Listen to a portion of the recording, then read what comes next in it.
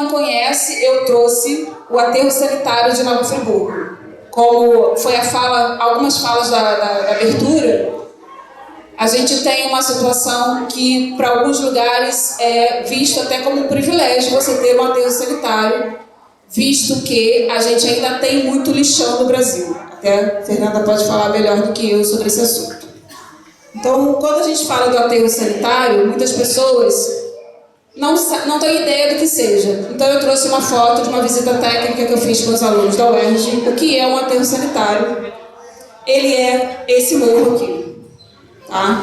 Então, quando a gente fala do aterro sanitário, a gente tem uma gestão adequada, ela é considerada adequada do ponto de vista ambiental, mas ela traz seus impactos e suas consequências. Quais são essas consequências? O aterro sanitário ele tem uma geração de gases de efeito estufa, principalmente porque você só minimiza essa geração, você transforma, quando você tem a queima e o controle no aterro sanitário dos gases, ele é queimado e transformado de metano para gás carbônico para minimizar o impacto. Tá? E você tem a geração do chorume, que o chorume é o quê? É o líquido que vem percorrendo todo o lixo misturado.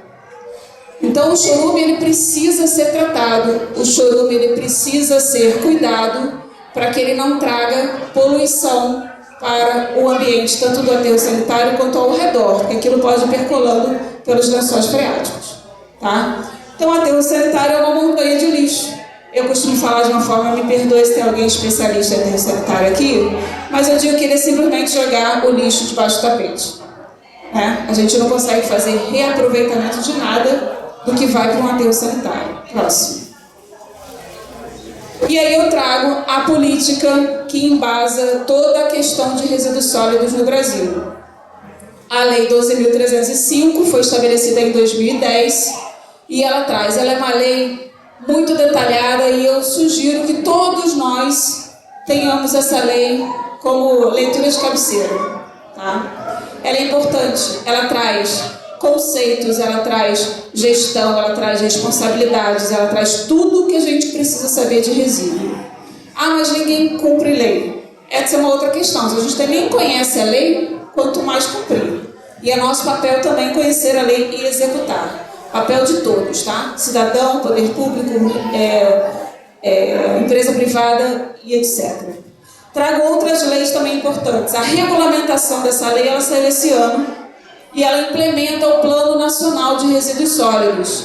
Por que a gente fala resíduo e não fala lixo?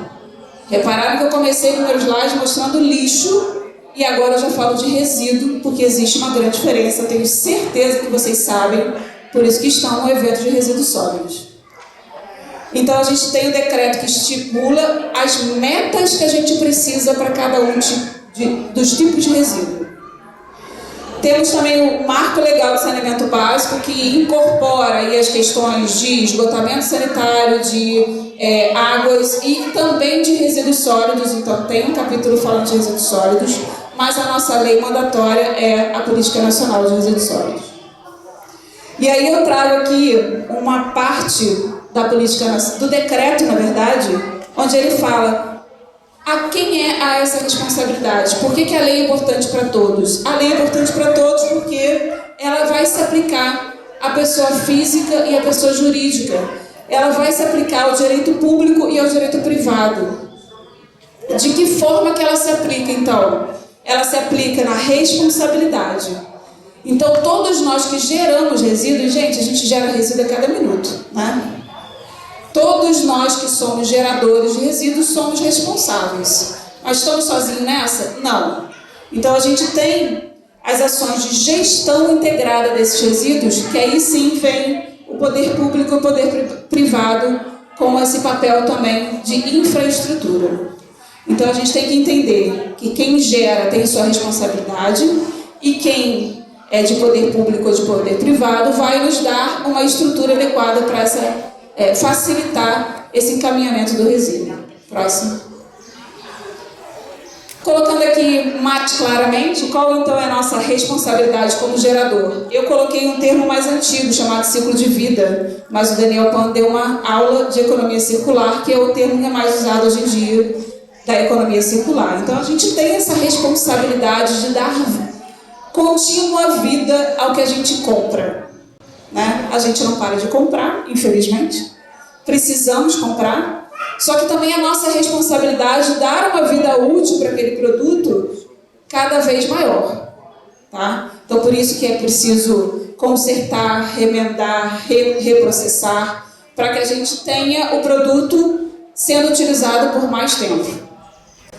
E separar e acondicionar e destinar adequadamente é responsabilidade de todos nós, tá? Então, quando a gente fala, aí o Felipe trouxe a tríade, quando a gente fala da tríade da separação, é fundamental a gente saber separar. É nosso dever de casa saber separar, é nosso dever de casa acondicionar corretamente e é nosso dever de casa dar a destinação final adequada. Ah, mas é muito mais difícil fazer uma logística reversa, enfim. É muito mais difícil do que a gente faz hoje. Mas uma vez que a gente muda o hábito, a gente nunca mais, como o Guilherme fala, tem que ser convertido, né, Guilherme? Uma vez convertido, você não volta a fazer de forma equivocada. E a responsabilidade do gestor. Então, quando a gente fala de coleta seletiva, o poder público tem um papel muito importante naquela infraestrutura da coleta seletiva. Já a logística reversa, quem tem essa responsabilidade maior é o produtor, mas ele também depende do poder público, né? Então, são as ações compartilhadas, é a responsabilidade compartilhada que a política fala tanto. Próximo, por favor. Como é que a gente está aqui em Friburgo? Como a mesa redonda para a gente falar dessa contextualização local, eu trouxe alguns números para a gente entender. Então, primeiro a gente entendeu o que é uma coleta seletiva, e aí tem aqui a definição claramente, só vou destacar que a gente tem que fazer então a separação na fonte geradora.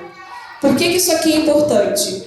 Porque uma vez que você contamina um resíduo reciclável com um resíduo orgânico, ele perdeu completamente o valor, ele se tornou lixo. A gente não pode fazer isso, a gente precisa separar. E aí que eu falei que é nossa obrigação fazer essa separação. Tá? Se a gente não começa na fonte de geração, esquece. Para frente não vai ser viável economicamente, você já contaminou todo o reciclado, você contaminou o orgânico, então não adianta você fazer lindamente, fecha um plano, Guilherme fala sempre, maldito de saquinho com nó. Não adianta você contratar um plano de associado de compostagem, pegar o seu resíduo orgânico, colocar numa sacola plástica, dar um nozinho e colocar dentro do baldinho. Adiantou alguma coisa? Não. O plástico vai continuar ali e vai contaminar o compostável dessa vez.